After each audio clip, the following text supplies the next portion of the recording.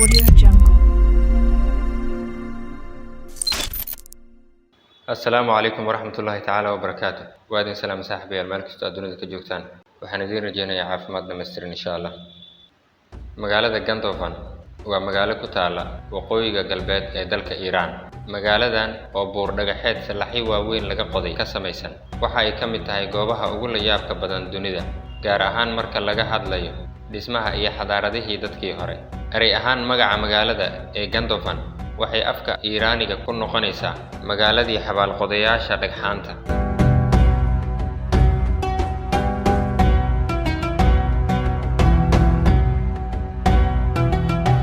waa muuqaal aan la rumaysan karin marka meel fog laga joogo in guryo iyo meel la degan yahay ay yihiin, waxaana la moodaa sidii boholo iyo godad bahalo galeen ah oo u dhisan sida dudumooyinka oo kale, laakiin marka loo dhowaado ayaa la garan karaa in guryo ay yihiin oo la degan yahay. Gandofan oo ka mid ah waqtigan goobaha loo dalxiiska tago ee taariikhiga ah ee dalka Iran ku yaala, waxaa sidii loo degay iyo sababtii ku kaliftay dadkii qoday buurahani ay leedahay taariikh dheer oo ilaa 1000 sanadood ku dhow. Sida taariikhda magaalo buureedan lagu hayo, dadkii hore ugu dhaqnaan jiray deegaankaas ayaa waxaa weerar xoog leh ku soo qaaday xoogagii Mongooliyiinta, kuwaas oo dunida inteeda badan ku qabsaday gulufkoodii weynaa.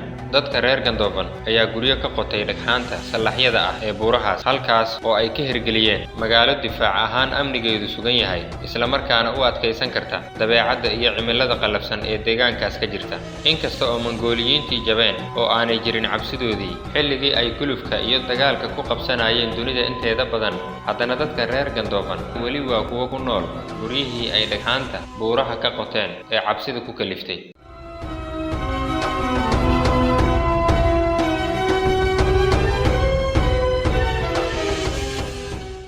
guri kasta oo ku yaala magaalo buureedan ku taala dalka Iran ee Gandofan waxa uu leeyahay naqshad iyo hab loo dhisay oo aad kaaga yaabinaysa. Qol kastana waxa uu dhameystiran waxyaabaha aasaasiga u ah nolosha aadamiga.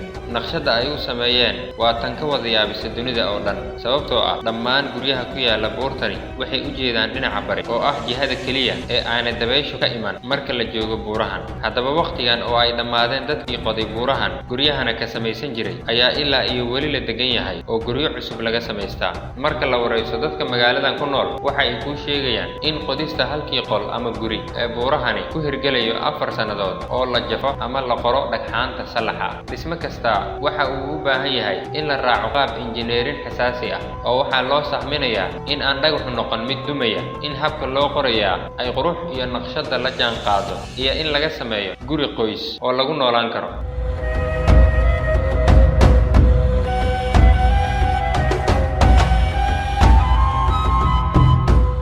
magaaladan waxaa ku yaala 190 guri, waxaana ku nool in ka badan 1000 qofood. Inkasta oo kumanaan sanadood ka soo wareegtay waqtigii la aasaasay magaalo buureedan Gandofan, haddana weli kama dhammaan dhaqankii sababta u ahaa dhismaheeda ee cabsida iyo feejignaanta ku dhisnaa. Markasta oo aad booqato deegaankan, waxaa dadka ku dhaqani kula dhaqmayaan sidii qof aanay weligood hore u arag oo kale, waxaanay caado u leeyihiin halku-dhigyo iyo naanaysyo ay u bixiyaan dadka soo booqda. Haddana ma aha dad soo dhaweyn xun oo xirxiran. waxaa soo degay ganacsato badan, dalxiisayaashuna way ku soo bateen oo waxay sii kordhiyeen cabsidii dadka reer Gandofan ka qabeen in lagu soo ciriiriyo dhulkooda. Bannaanka hore ee magaaladan waxaa durba laga hirgeliyey hotel dalxiis, kaas oo dhismo ahaan wejiga hore looga ekaysiiyey sida guryaha dhagxaanta salaxyada ka dhisan ee reer Gandofan, laakiin gudihiis waa uu ka duwan yahay oo waxa uu leeyahay internet, telefishinno iyo nolosha casriga ah ee dunida ka jirto. Dalxiisayaashu waxay halkan u yimaadaan si ay noo daawadaan, laakiin uma yimaadaan inay nolosha nagala qayb qaataan oo hoos noo ogaadaan.